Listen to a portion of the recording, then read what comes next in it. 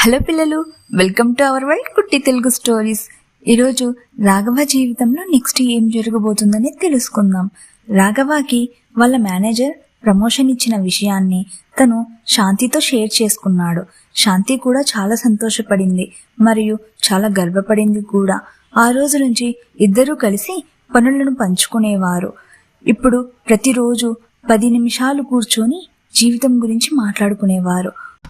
ఒకసారి రాఘవ మాట్లాడుతూ, శాంతి, ఎప్పుడు నేను నీ మీదనే ఆధారపడ్డా, నన్ను క్షమించు అని రాఘవ మెల్లగా చెప్పాడు. అప్పుడు శాంతి నవ్వుతూ, ఇద్దరం కలిసి ఉన్నప్పుడు సమస్యలు చిన్నవే, కానీ వాటిని సరిదిద్దుకొని జీవిస్తే జీవితం చాలా సంతోషంగా ఉంటుందండి అని చెప్పింది.